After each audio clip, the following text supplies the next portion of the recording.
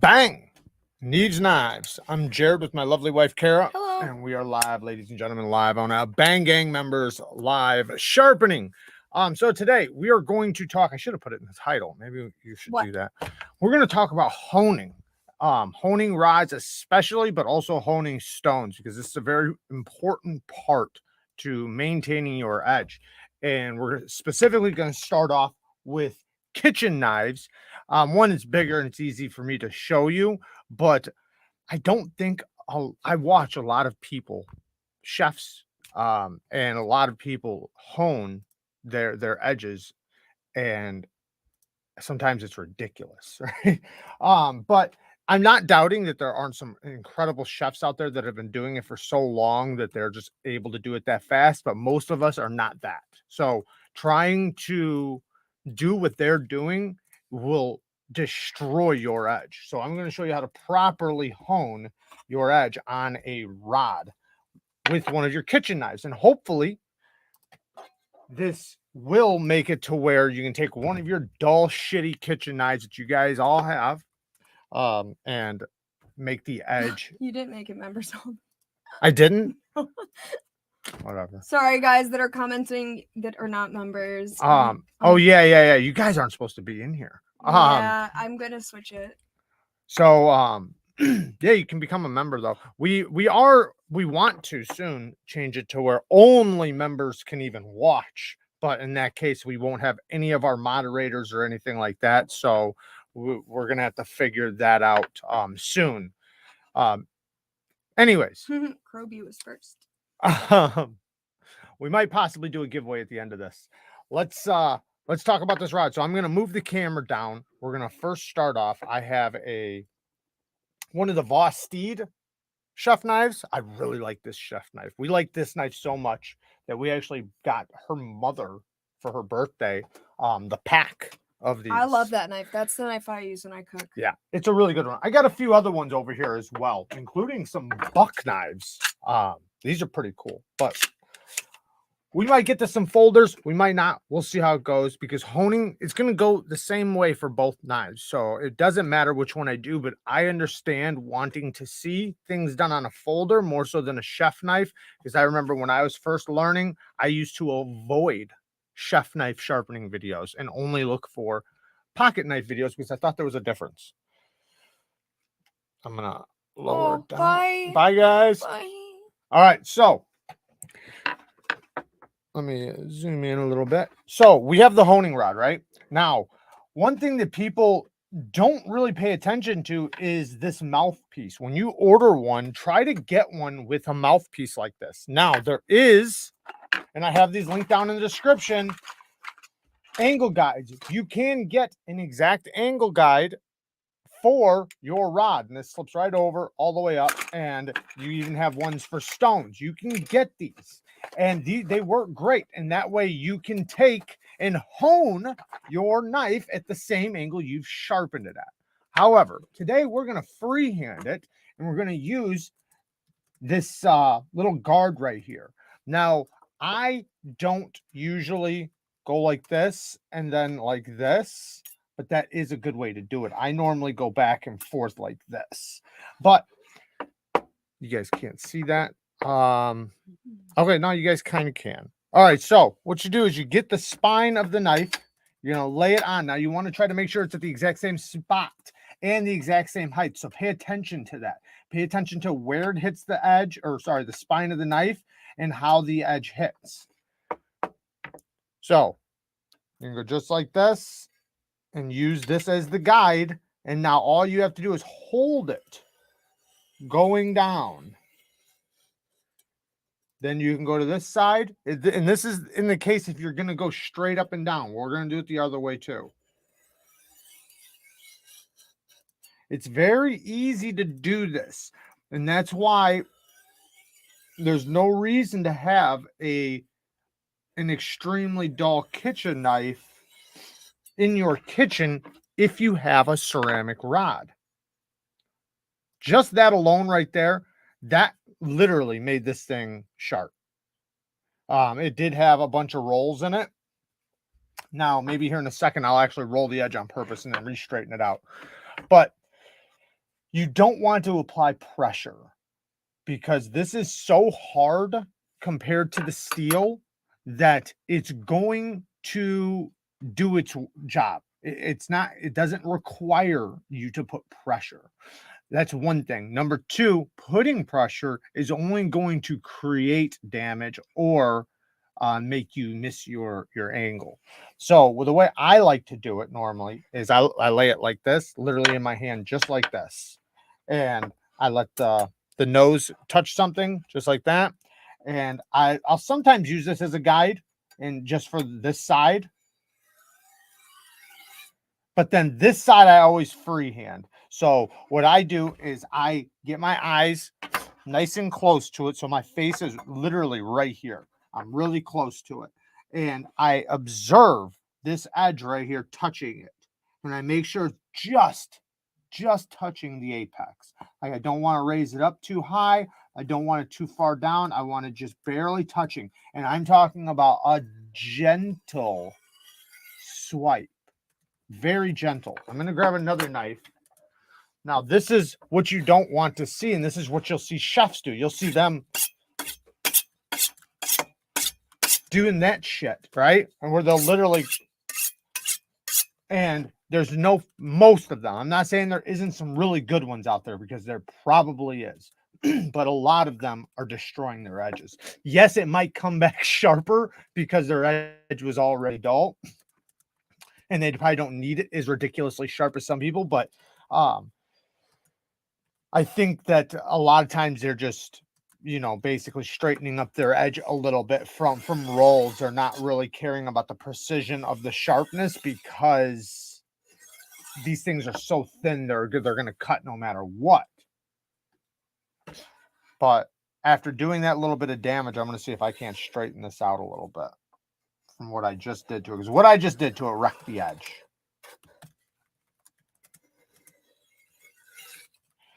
I can feel a big spot in there right now. But pay attention to the feeling. You really want, oh yeah, holy cow.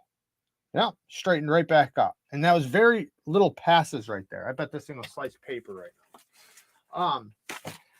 But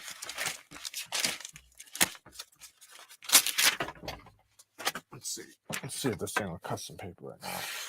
Very nice. Let's see if this one will. Very nice. But the point is, though, is to align your edge because your edge is going to be rolled this way, or it's possibly going to have a chip, right? A chip.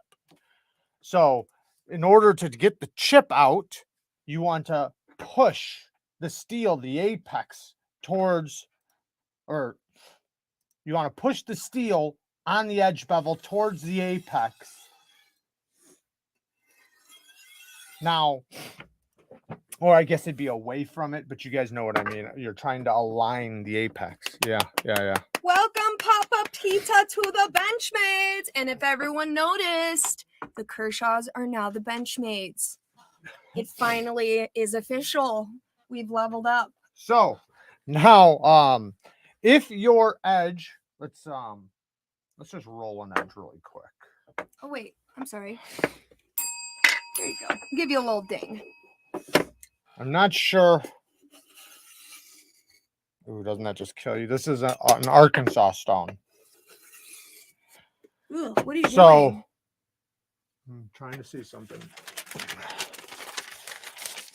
This thing should not cut paper anymore. No. Now let's see if we can straighten it back out with a couple passes on the hole. Now I could use this as well. This will act very similar to this. And for honing purposes, you can use any sort of fine grit stone, ceramic. You can use diamond, but it's usually you're gonna want like something resin bonded or something extremely fine. Aluminum oxide stones, whatever type of stone, as long as it is very fine, like 1200 grit and above. Now we just dulled this. Let's see if we can't tune it back up, but I want to talk about, ooh, yeah, I messed that thing up really good. This one might need a full sharpening now. Thank you, Bald Assassin, for the 10 bones. Shout out Just to Bald popping in Assassin. to show some love. Can't stick around this time, Boink. unfortunately. He's got assassin things to do. So we understand. You gotta. I get that. I get we that. get it. Life of an assassin. Yep. Yeah. Get to work. Thank you, though.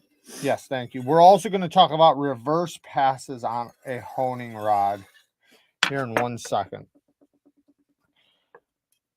Right now, it would be doable in a kitchen. It's definitely sharp enough to cut things, but I'm going to just do a couple more passes because I really destroyed it. Yes. I'm sorry, but Zachariah, he sliced open his thumb from the bottom knuckle to the fingernail to the bone while stropping. Knife slipped, didn't even feel it. It is crazy how when you get a very clean cut like that you really don't feel it. I didn't feel it when I went to my kneecap. They heal a lot faster too. Yeah, I don't know about you with your foot. Bang. I know like when it happens you don't feel it, but you definitely feel something gushing through your body, but it doesn't hurt until it really doesn't. It's a weird sensation. Yeah. You know it's happened and something bad has happened, but it doesn't necessarily like ouch. Like it's not like But you can see we've already got this one coming back. No, it's not like ridiculously sharp, but and I have a little hang up right there, but it's came back before it wouldn't even cut into the paper. So, and that's just a few passes on the rod. Now, if your edge is rolled like this, you can, so like if this is the knife and the edge is rolled over this way, right? The edge is rolled over this way. I want to take that edge and push it back to straighten it out. Pretend my hand is this side of the knife. Sorry, this side of the knife. Pretend my hand is. And my fingers are the apex, are the edge bevel. And it's rolled over this way. You want to catch these and push them back. Now, you can do that if you know for sure, and you'll know that because you can feel it. You can feel where the roll is and which direction it is. Just like a burr. It feels just like a burr. So, what you'll want to do is you can take and start at the tip and act just like it's stropping. Very similar, but again, light pressure, and you can straighten it out just like that. Don't be afraid to do the other side. Now, you guys will see me doing these during sharpening. A lot of times you guys will see me doing burr removal like that, right? I'll take, like I'll be sharpening and I'll have my burr and I'll want to do a reverse passes to get rid of my burr. That is a great technique before stropping. In many cases, you don't even need to strop. Now, let's talk about the burr remove, because honing, whether you're talking about on a stone, on a ceramic, on a super fine diamond, like usually, I mean, it's multi-purpose. So one, it's after you're done with reprofiling your edge. So you've sharpened your edge. Your knife is sharp. All right. You've had it on the stone and you've put a really good edge on it. You're past your medium grit, and now you're getting to your finer stones. That would be considered honing, right? You're honing your edge to a finer grit. Now, you could also hone your edge after use. So, say if you've had your knife, whether it's your kitchen knife, your pocket knife, whatever, you've been using it all week. It's got some damage. It needs to be tuned up. Now, that would be stropping, right? You'd want to strop it. Well, let's say the strop is not working. You're not getting anywhere with the strop. The strop's just not working. It's not cutting paper. It's not doing nothing. It sucks. That's when honing steps in. So instead of stropping, because it's all about the amount of material that's being removed from the edge, right?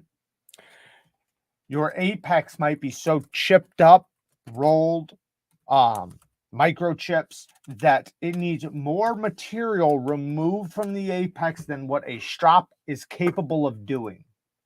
That's when you bring in a ceramic rod or some sort of honing stone or something. Now, the point is you're not trying to resharpen. Remember that. You're not reprofiling. Yes, you're sharpening to the extent of you're making your edge sharper, but you're not doing a full sharpening. You're not reprofiling. You are just honing. You're maintaining your edge, trying to get it back to sharp so that you can use it longer before removing more steel in a sharpening process. So with honing and stropping, you're not really removing anything. The amount of steel you're removing from the edge in order to make it ridiculously sharp is at a microscopic level. So when you got to the point to where the honing isn't working and the stropping isn't working, well, that's when you go to sharpening, right? That's when you can go to sharpening. Now, there are systems that have all three of these things in one system. Like you can get the WORKSHARP field sharpener. This has a honing rod, 2 ceramic plates, and a strop, and it has all the angles on there for you. I linked these down in the description. It literally has the angle there for you. There's the angle guide there for you. And you can also replace the plates. I recommend everybody has one of these. You can do a full sharpening on it, but the main goal is this is an edge maintenance tool. This is something while you're hunting, camping, fishing, put it in your tackle box, put it in your backpack. You can use it anywhere. You can literally pull it out. I used to bring this exact one to work. And while I was working, my edge would start going dull. I would hurry up, take it out. I'd hit it on the ceramic rod, pop it on the strop, bang, I'm ready to go. Yeah. 2 things. One, well, first let me do, Kyle, I'm going to get to your question. I'm going to do this dono first, and then we'll do your question. Ding! Jeremiah Moses, thank you for the 2 bones. Yo, what up, brother? Good morning, afternoon. Most people don't refer to me as brother, but it's nice to see you too. I'm just kidding. I know that was for Jerry. And then this is a question. Okay. I'm listening. Are you listening? Are you ready? I'm listening. Jared, I never caught on to the J figure when stropping. How do you do it, and is it a big advantage? I just use straight motions. So the point of it comes from narcissism. He made it a J for Jared. Grab me another knife. What? Grab me a different knife. It's like a drop point. A droop point. Is that a droop? That'll work. It's a droop. Okay. So the point of the J motion is to get the tip. So here's a strop, right? As it focuses. Okay, so the point of the J motion is to get the tip. So what you're doing is you're hitting the leather here first. Sorry, here first. Not here, here. So it's at the belly. So right now I'm not hitting the tip. So what I do is I start it right there on the belly and I pull back to the tip. That's what I'm doing. I'm pulling back to the tip because if I go like this with the tip, I'm going to stab it. I'm stabbing my leather. So yes, when you get really good, what you can do is you can kind of start at the tip and run it at an angle and then go right to the belly. But just because you can do that, it's very easy to start with the belly, roll down to the tip, and then back up.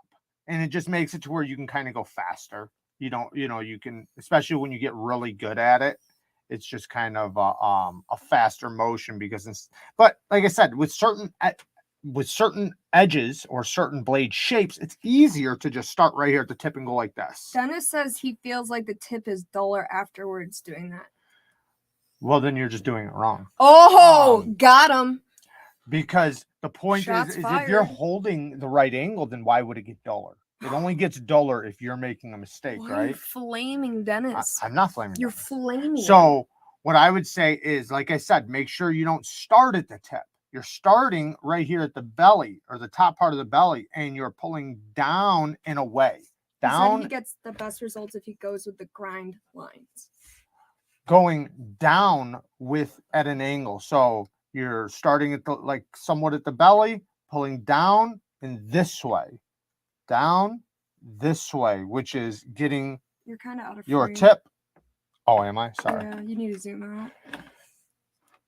Starting with the part of the belly right there, going down and then this way, like that. And then now, as I go up this way, I'm going to drop my elbow.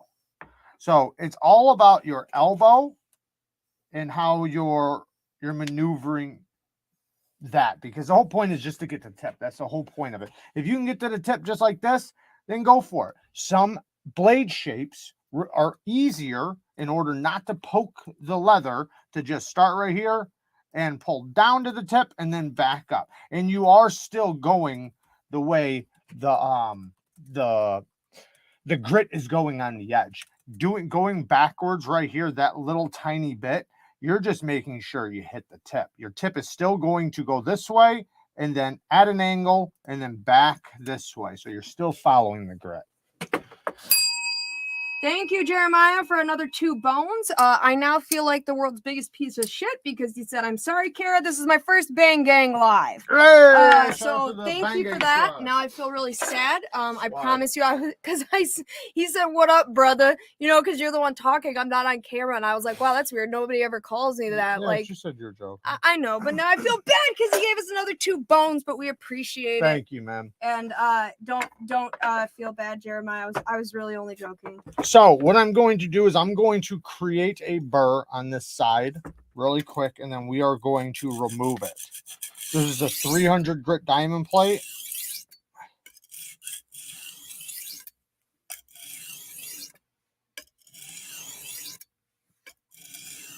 But obviously, if you have a technique that works best for you, go with it, man. There's not like there's just one way to skin a cat, right? Yeah. Don't use that analogy. So you can do whatever works for you the best, because you know you're going to have your life experience of how your wrist moves with certain things of what you're better at, right? Like you might have been a really good pool player at one time, so you're really good at, you know, certain things or something, so that might relate to something else in life. So just, you know, go with what works best for you. A lot of times I try to teach something that's simple and basic, because if there was a more expert way of doing something, then you don't need the basics. But the point is, though, is that the basics are what gets it done. The basics are what that makes you a professional. All right. So I do have a burr all the way up and down, but I want a bigger burr. Not so if I wasn't doing this video, I wouldn't want a bigger burr, by the way. I'm just wanting a bigger burr just to show that I have a bigger burr. Is the camera focused, or is my video just stupid? Looks like it's focused to me. Like it feels like blurry or overexposed or something. Okay. Yeah, on yours it is. Look at mine. So right now, I have a burr from heel to tip. Now I'm going to I'm going to do a quick burr removal. Then I'm going to get this side, and then we'll have another burr on this side, and then we're going to do a burr removal. So right now, I'm just going to do a quick.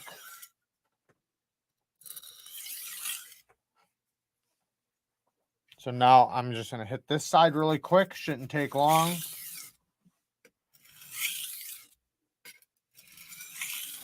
Something is really weird with the lighting. What's wrong? It just looks weird. I'm gonna look at it on my phone. Like on my computer screen right now, like the live looks totally bad. And Does it? Does it look bad to you guys? Yeah, I'm gonna look on my phone, but like on my If it does, I'll move this wood thing. Well, no, on my phone, it's hard to say because my phone screen is smaller, you know. Yeah, I don't think look, it looks really like. Do the quality, change the quality. I can't. It'll only go up to 720p, which is a bad sign. It won't even. Hold on. So do this. It's the lighting. There's too much. Nope. Tell me if this changes it. I'm gonna move it. Just hang on, guys. Hang on 1 second. I'm changing some stuff. Changing some settings. It'll take a second to catch up. How's that one? No? I don't know. Just keep doing your thing. It's fine. But I want to make sure that quality is great. They're saying it's good on their end. Okay. Or somebody said, yeah, that's better. That's better. This one, or because I can change it again. Yeah, well, you only moved it once. So. No, I didn't. Moved it like looks 5. a little better on my phone now.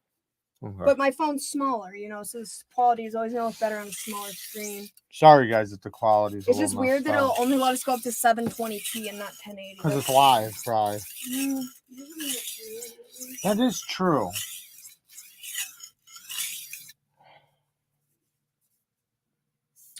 I think the extra lighting coming from the side is what's making it difficult. This light right here.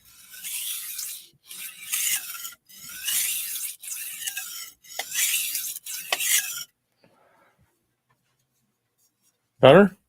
Let's see. It's probably too close and making a lot of weird reflections. So we'll see when it catches up.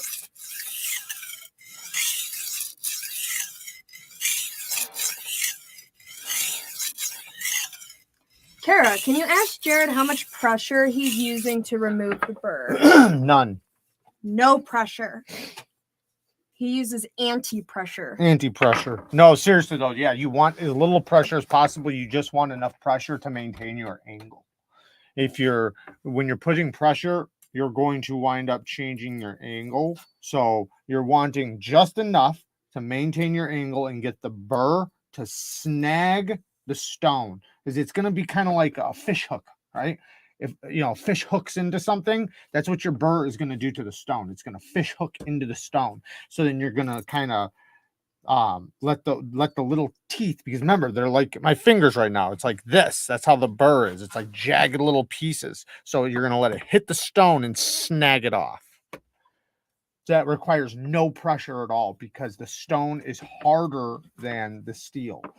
This is a diamond plate, but it would be the same concept though, because the diamonds are harder than the steel. Even if you were using something else though, you would do the same thing.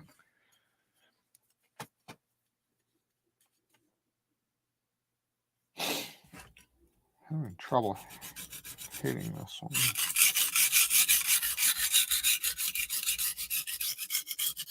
They did say that the quality got better though. Good. After whatever you did. It wasn't like crappy, it was just like a little off.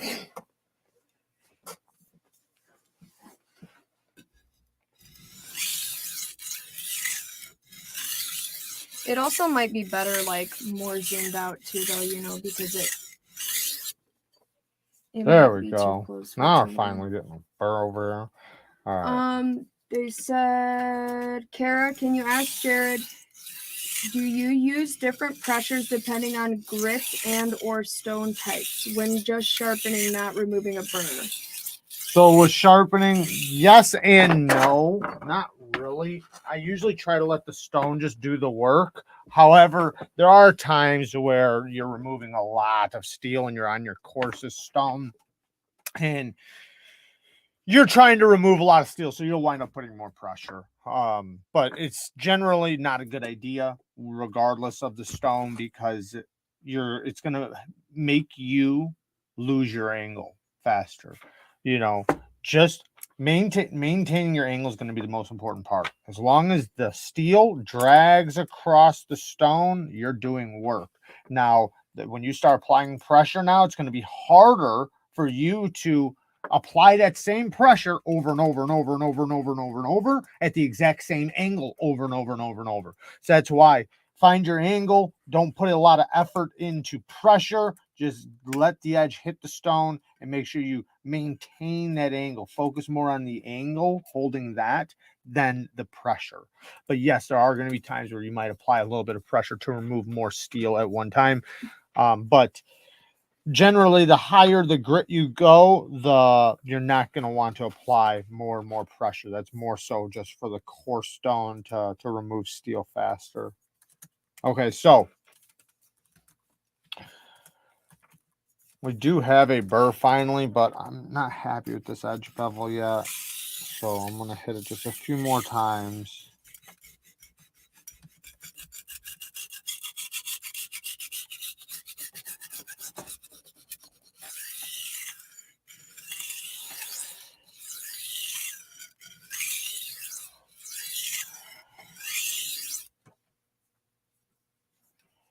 Okay, now we are going to try to do a burr removal.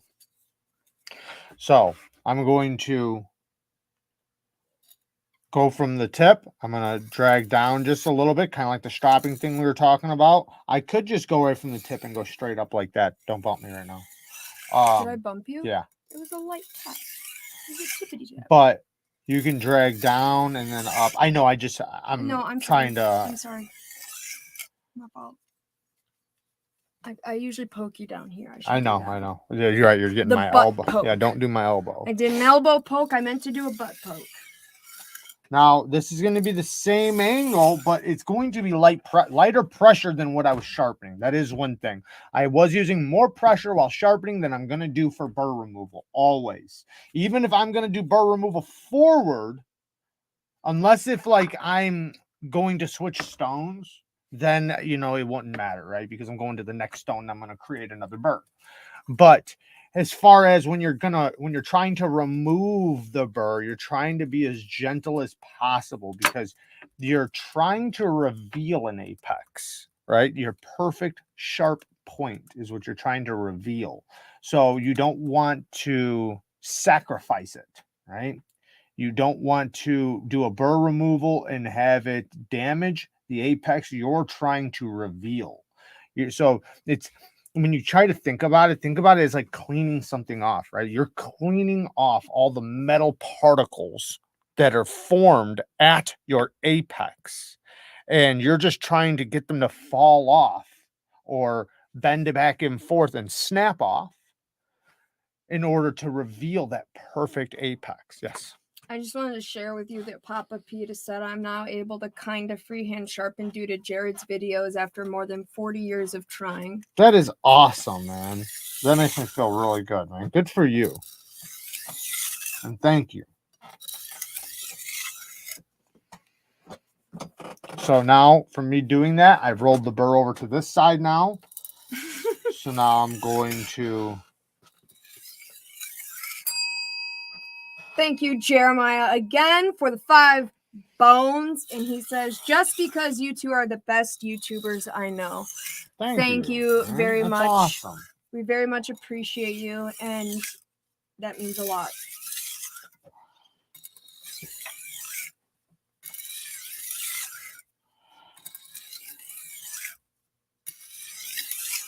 The finer your stone, the most likely the less effort you'll have to do into burr removal. But the coarser, this is a coarse stone, so this one's going to be, you know, it's going to take a few more passes than if it was 1,000 grit. Most likely, you know, not saying everything's always that way, but. So most of my burr is gone, except for right here at the heel. I have a little tiny bit. You have a question when you're upset. Okay.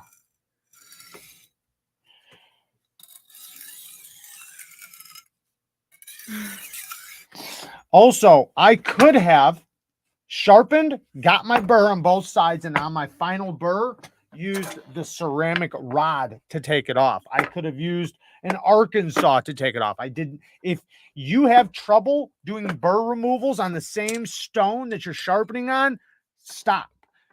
Get your burr on both sides of the sharpening stone and switch to a different stone that's at a finer grit. And the reason why, you're probably having problems removing your burr is because you're doing what I was just talking about, where in the process of trying to do a burr removal, you're damaging your apex. So switch to a stone that you're less likely to damage your apex on, something that's not as coarse, not as aggressive, and use that. That can help you a lot.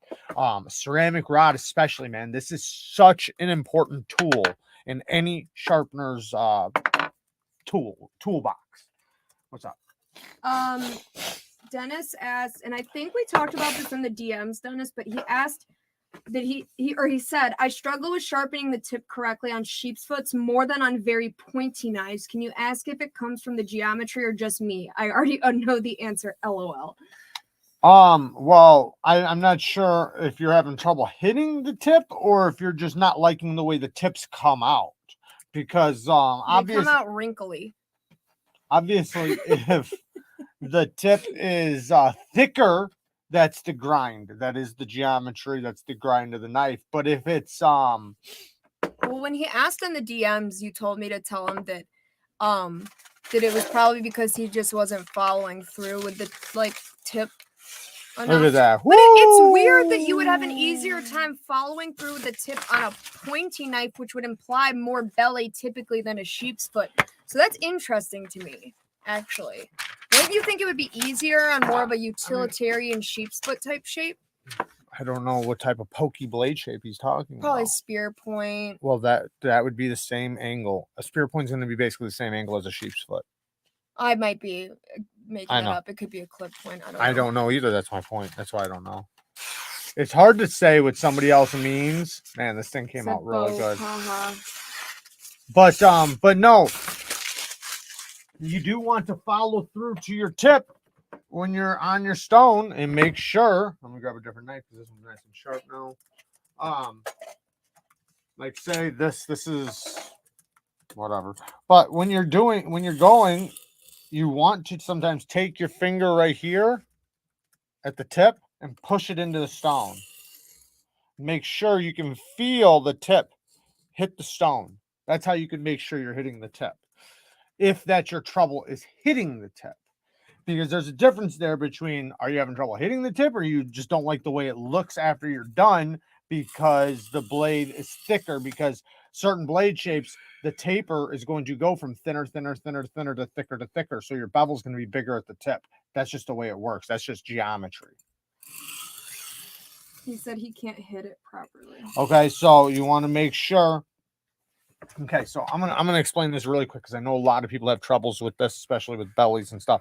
So when you're on the stone, this is very important for everybody to listen right now. When you're on the stone, don't use your wrist. Stop using your wrist to maneuver, right? Use your elbow.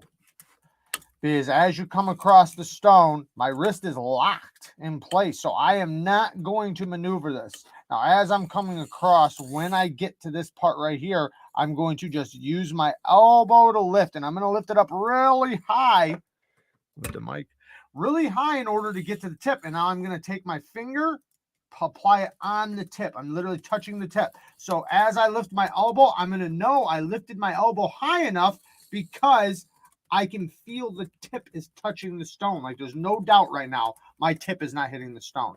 I can feel it.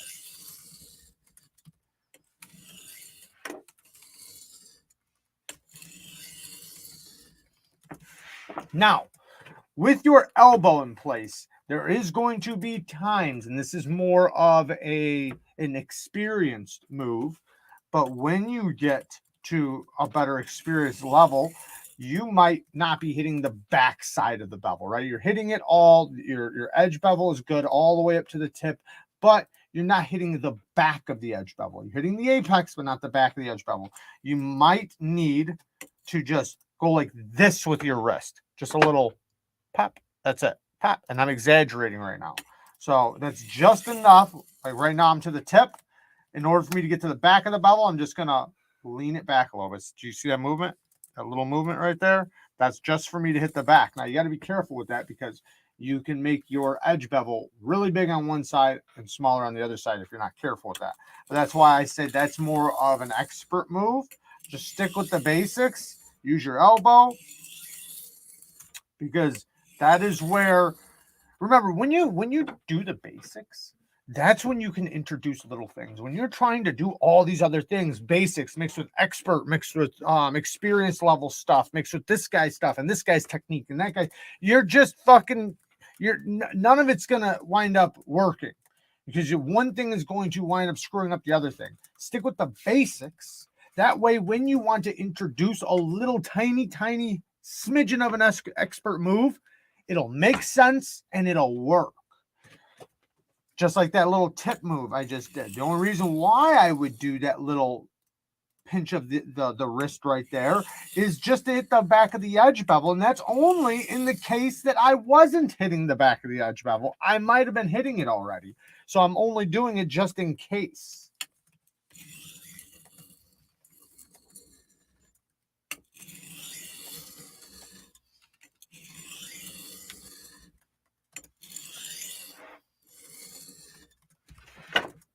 And yes, there's going to be times where you're going to want to use mostly all wrist. Man, that edge bevel looks perfect right now. Perfect. Damn it, it looks good. This chat is so weird. But obviously there's going to be times, like say if you have this and you're in the field, you're going to have to use your wrist a little bit. So I'm not saying don't ever use your wrist. Use your wrist when it's a good time. But when you have a big bench stone and you're wanting to get a perfectly flat apex, then lock your wrist. Use your elbow, and you know, then also you can make sure you're going to do the same edge bevel all the way across the belly. I'm sure plenty of you have done it where, oh, my edge bevel on this side's good, but on this side it's really big. That's because you're moving your elbow. That's why. That's literally why.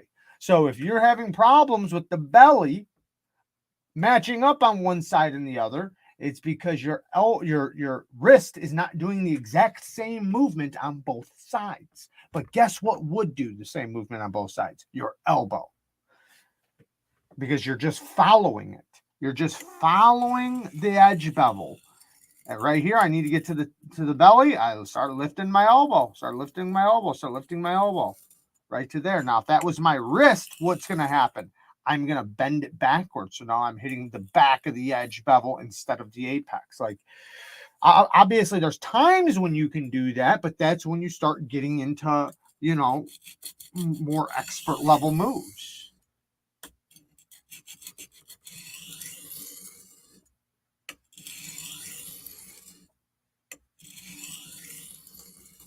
So we have a burr, a big burr up here in the belly. And then a small one all down here. Burr.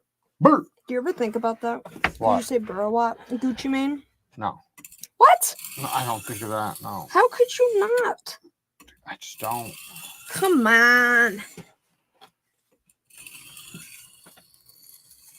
I wanted to show everybody how prettily my knife matched my outfit today. Will you move the camera down? We're going to close it out and you can show them. And I could show them my dope matching skills. Yeah. Sweet. I got this board right here. It's moving all over. I might just move it. That's the actual cutting board I used to cook. And now there's going to be nice metal files in all of our food. Nope, it's the opposite side.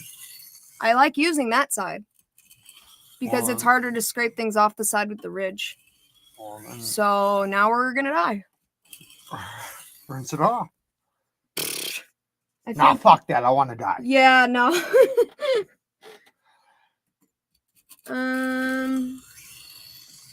Yeah, Sid, the only thing with those magnetic wood blocks, I don't know if you've bought it yet or not, but be really careful which one you buy. Those freestanding ones, which I actually could show you exactly what I'm talking about because we have one. They can be fine to like hold the knives, but when you go to grab the knives off, if they're not anchored down in some way or really heavy, they can move. You just want to make sure you grab the thing when you pull the knife off. Yeah. Don't just snag the knife and yank it. The kind that screw into the wall are much better though.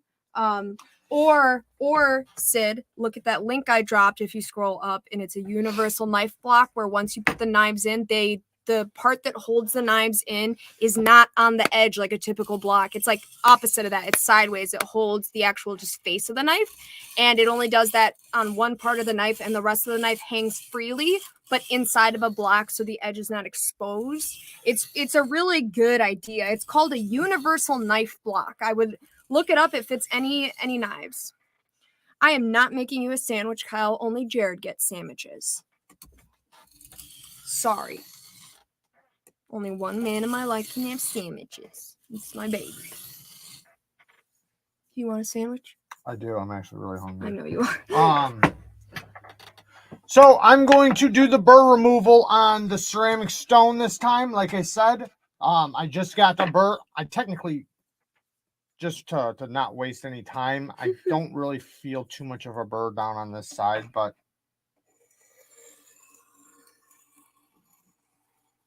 now with the belly, with the honing rod, just make sure the apex is touching. Very gentle, no pressure. You're just letting the weight of the blade kind of go against it. Just make sure you're holding your angle and let it drag across. As you get to the belly, just let the belly roll down. Can you make it so they can see your elbow? No. Well, they want to, so. It is helpful, yeah. Because it's more helpful to actually see like the way your entire arm is moving. It's really hard to tell. Well, we might have to do that in the next slide. The way we have it set up right now, you can either see my face or down here. You can't zoom the camera out more? No, the camera zoomed out all the way right Oh, now. okay. I didn't know. If it wasn't, I would obviously do it. I can raise it up a little bit more, but then I have to literally stop what I'm doing and walk back there and change. I could do it if you want. No.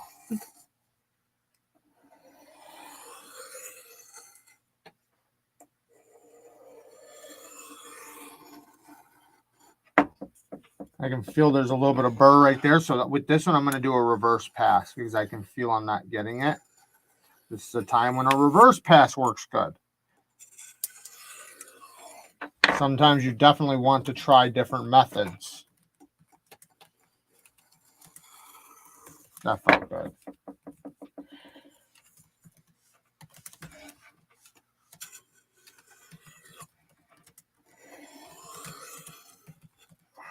Baby. Yeah. If you had to pick to eat my sandwich or Kyle's sandwich, who would you pick? Your sandwich. C.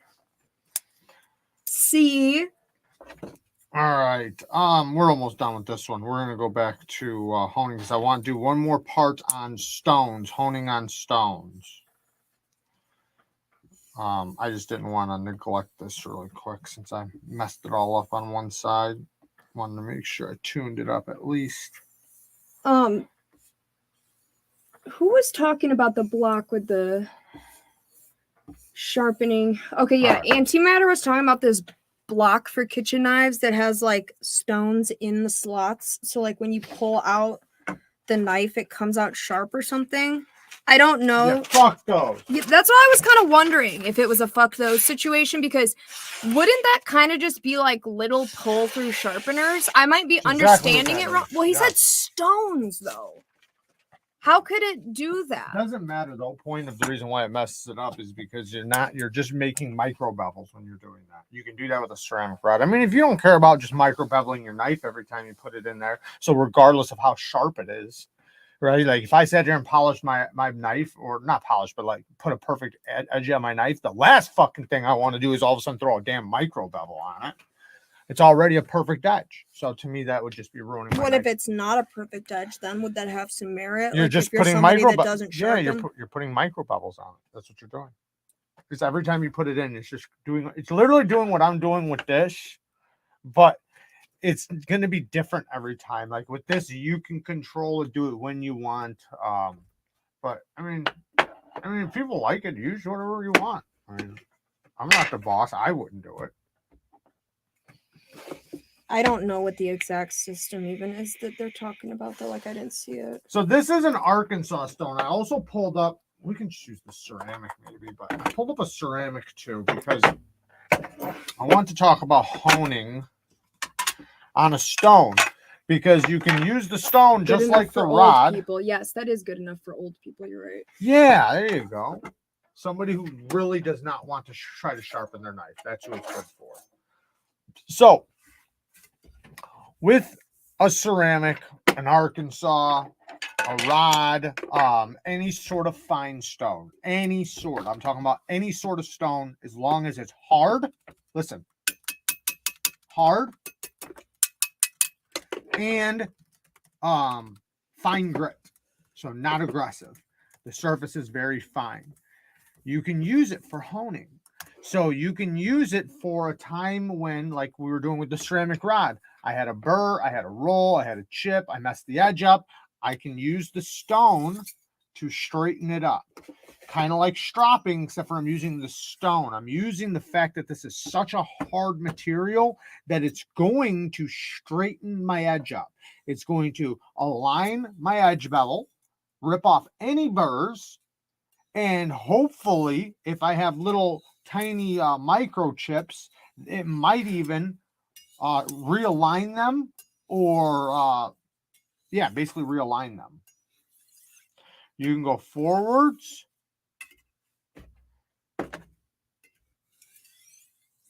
backwards, whichever direction you're comfortable with, but you can use them all the same way. Like I can use this one the same way now too, while I'm balanced on top of another stone. Sorry guys, you guys can't even see this. It's like an idiot. She's not watching, so. I am watching. You know. All right. I should have had it like that. But You want to use them the same way. Now, like I said, you can do this in between sharpening. So like say if you've had your kitchen knife, you've cut vegetables all week, you cut your meat up, you cut a bunch of stuff up, and now you're like, just starting to fall off a little bit. And you hit it on the strop a few times and you're like, that didn't do too much. Now get your ass to the rod or a fine stone and give yourself a couple, only a couple too. You guys see me sitting here doing back and forth. That's the reason why I can do that, is because I'm really good at holding an angle. If you're not very good at holding an angle, only do 2 to 3 passes per side. That's it. That's it. Now, if you can tell, like, yes, I have a little bit more of a burr up there and I just need to remove it. Yeah, then keep going. Maybe do a reverse pass. But for the most part, find your angle and gently drag it across the stone. Get that edge to realign again. Very gently. 2 passes per side. Bang. And then that should help your edge a lot. Then bring it over to the strop. Give yourself a little bit of stroppings. Now, in Arkansas, this stone would be like, in my opinion, this is like 1,000 grit. This is like 3,000, 5,000 grit right here. So this is even more so it's going to work a little bit harder than the ceramic in a way.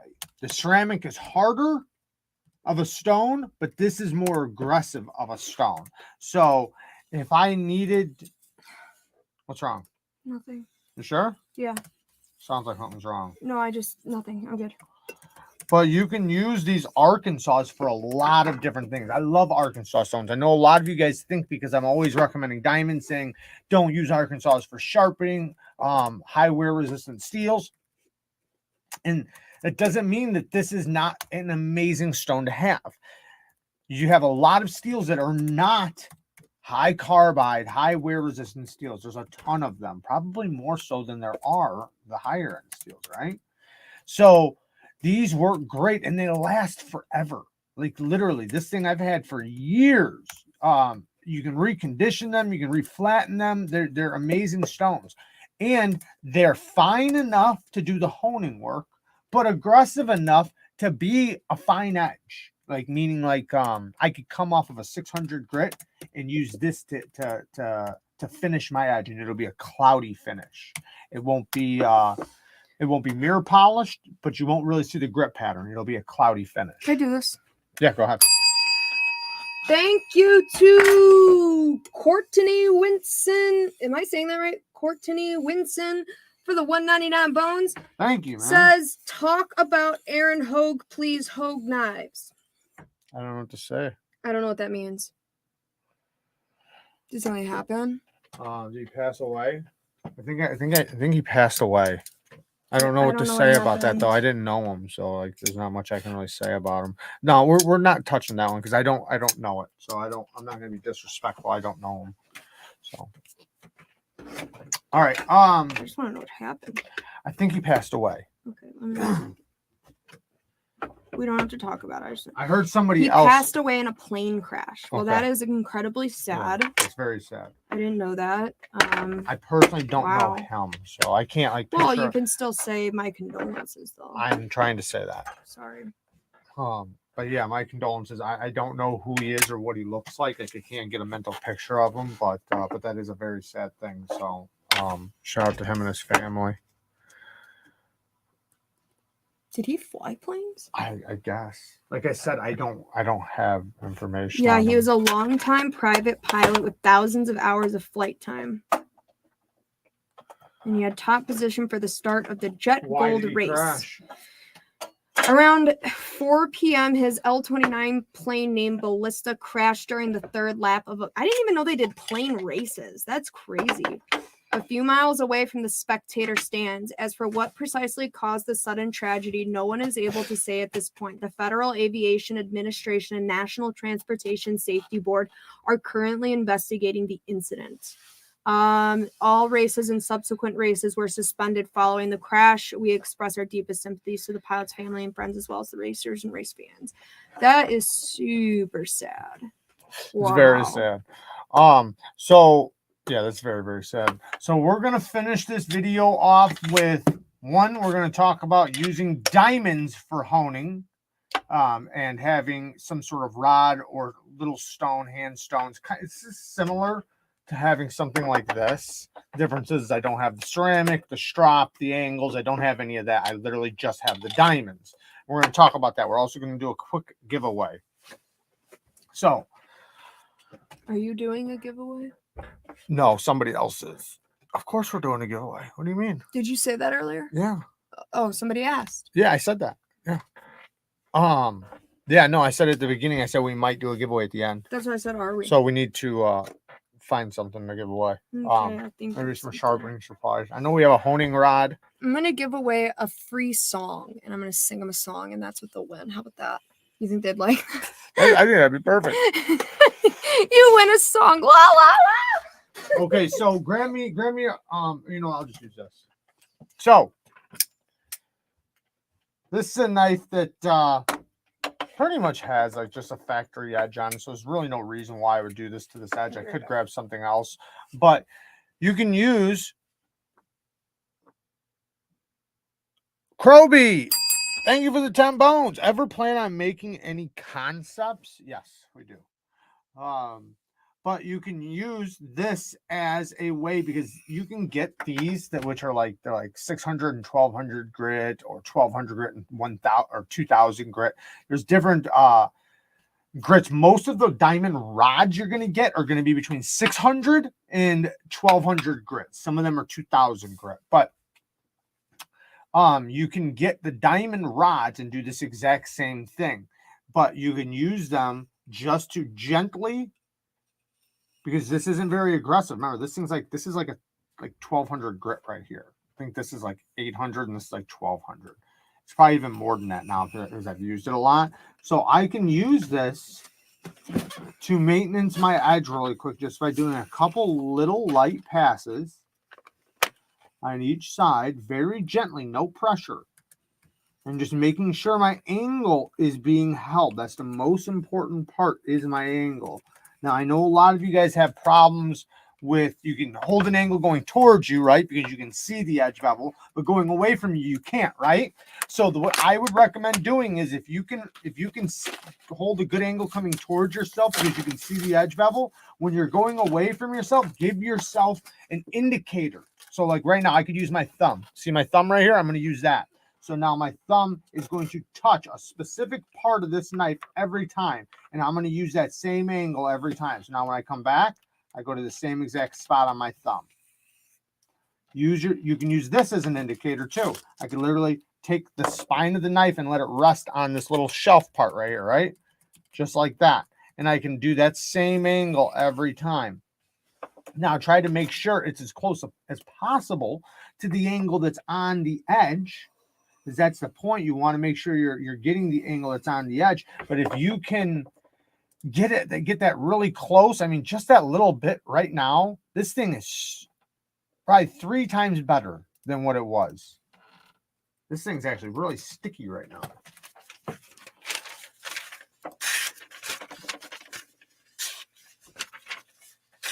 Oh.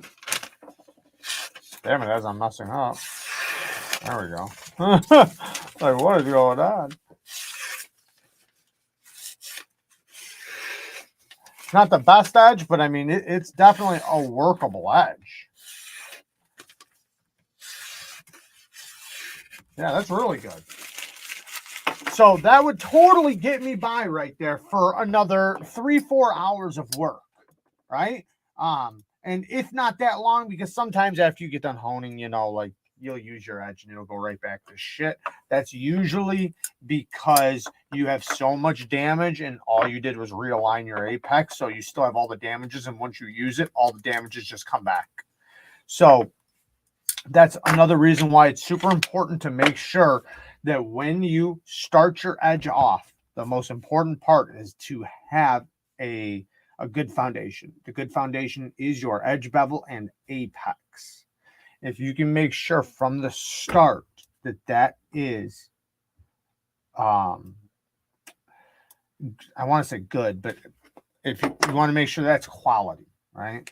You want to make sure that that is able to be stropped over and over and honed, and it may be micro beveled in the future and things like that, because your both your edge angles are nice and flat, right? You don't have one that's kind of curved and one that's nice and straight, or one that's kind of bent like this. And you know what I mean? Like, you want nice and flat, nice and straight to the apex. The apex is nice and clean, razor sharp. There's no one part where there's still a burr left, another part has a little bit of micro chipping. Like, you want to make sure that both sides are nice and straight, nice and flat, and if they are convex, then they need to be convex similar on both sides. What do you think about crew wear? I love crew wear. Good explanation. I talk about it all the time.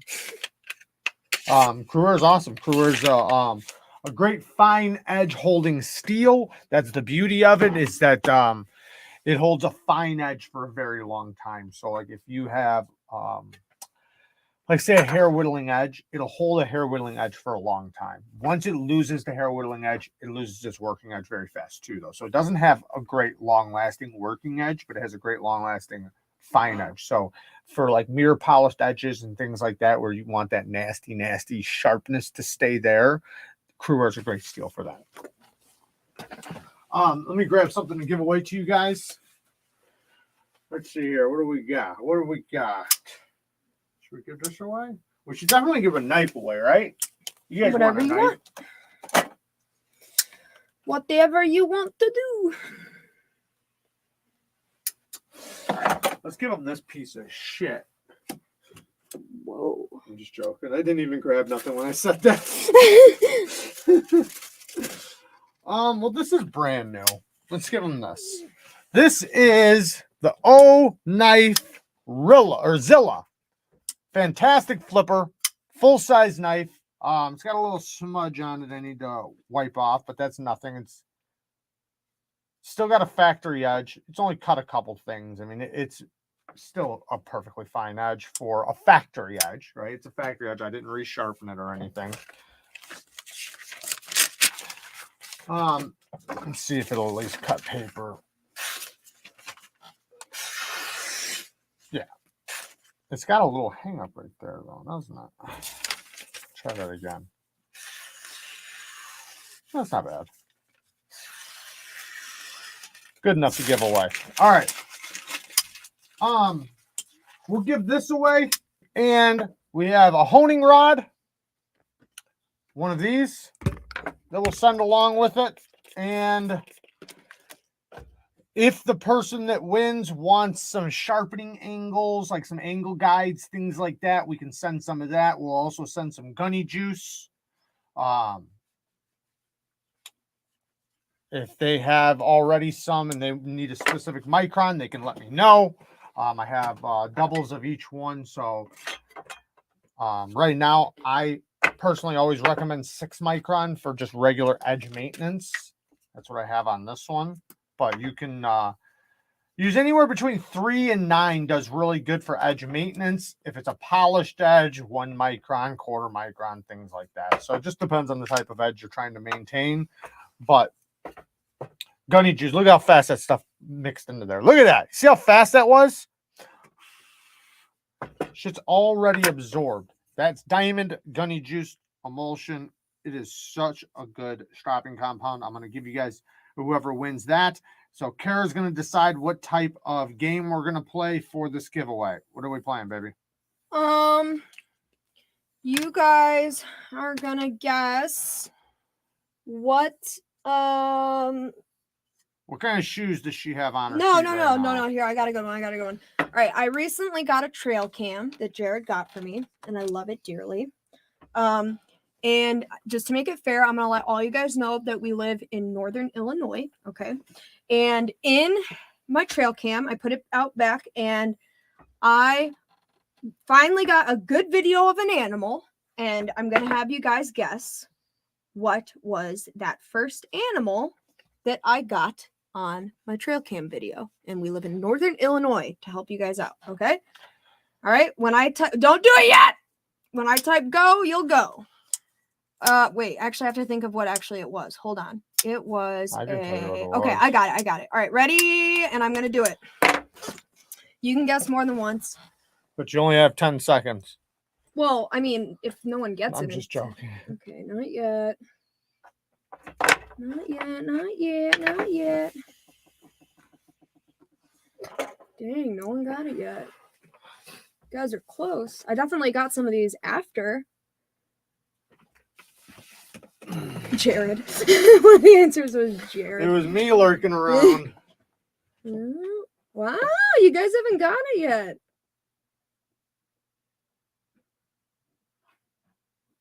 Wow. It is kind of an animal you might not think of, I guess.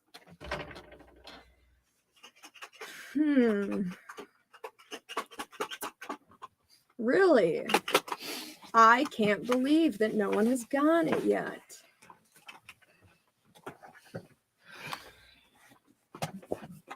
Keep guessing. Wow, guys, come on. I'm just gonna lift it up. You don't got nothing written down, right? No, but I'm not lying, obviously. Oh, you're saying because you're lifting it up. Yeah. We don't have bears around here. At least not that I know of. How has no one gotten it? Oh, boom! Dennis got it! Dennis got it! Everyone stop. Finally, let me just make sure that I didn't miss anybody else, because sometimes that do be happening. I'm surprised that took so damn long, but I guess people don't know our area. Well, I know, but no, they were guessing all the other animals that I've gotten, though. Like, they just didn't think of it, honestly. And I kind of feel that. Let me just make sure no one else said it.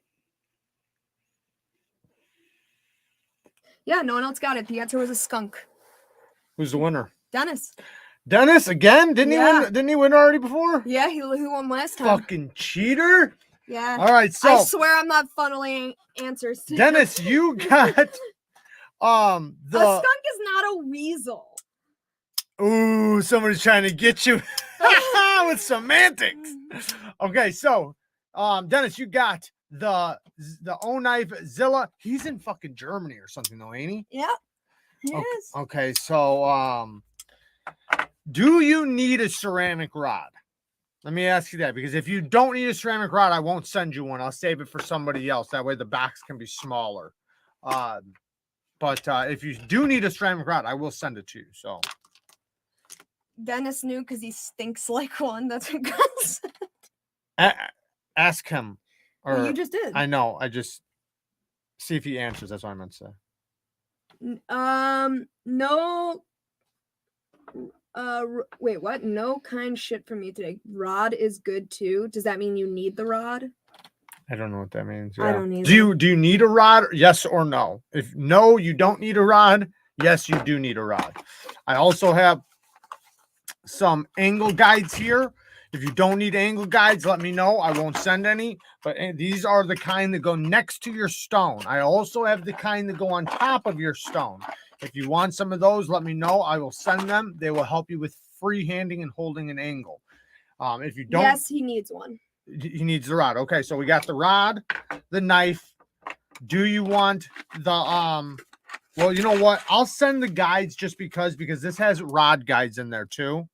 So that way you'll have rod guides and guides for the stones. Okay. And this one we'll give away different time. And then do you have show that? What is this? It's a pocket knife guy. Then I'll also send you some gunny juice. It's Pocky the pocket knife. If you have a specific micron you want, just let me know. No, seems logical. That's a lot of work. What? He said, Dennis, you want cookies baked by Kara? Breeze would lose his mind if I no, sent we gotta cookies send to Breeze. Germany. No, we gotta before send them to Breeze. Breeze. We gotta send them to Breeze first. All right, guys.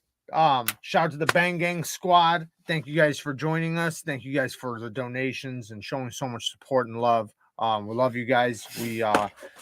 We'll be back in 2 weeks. I always say this to you guys. If you guys have any topics that you want specifically talked about during members live, let me know so that I can set up, because I have to set these up. Remember, my sharpening bench is not in here. So if I know ahead of time, I can have all the supplies set up for specific topics. My knife. Look how good it matches. Yeah. Show me the knife. Yeah. Go ahead, show 'em. Well, you're closer. You show the knife. See how good I match? I got my navy blue and my gray, and that knife is like lightish bluish gray. I've been doing this every day. The wee coolix. I always try to match. When you have enough knives, you know, and enough colors, you can match it just about make anything. It work. You can look like a fucking clown and still match. That's true. I like these pants though because they have a really thick upper rim. Feel how thick the rim is. Convict. Feel how thick this is. Oh, I know. I so can it's see good for like putting a knife on it, even though I don't have an actual pocket, you know. And so it's a really like good like thing. And it looks good. Love this knife. The Concept Convict. This is the one I'm carrying right now. Yeah, it's just, man, such a solid knife. I can't recommend this knife enough, especially for people that like medium-sized knives. I can get a full 4-finger grip, beautiful sharpening tool. I've raved about this enough. You guys probably know about it already. Seems logical wants to talk about large blades. We just did. We talked about kitchen knives. Oh. I did think about doing one of these days a large blade. We'll see if everybody. How many people are in here right now? Quite a few. How many is that? I mean, in our chat we have, I don't know, a lot. There's a lot of different people right now. Can you turn it on right now? So 76. Can you turn it on so only members can see this right now? Oh no, then it seems logical won't be in here. No, yeah, don't do that. I was gonna show him something really special. Looks like he's gonna have to wait. All right, guys. Love you guys. Thank you guys for joining us. Thank you guys for everything. Peace. Bye.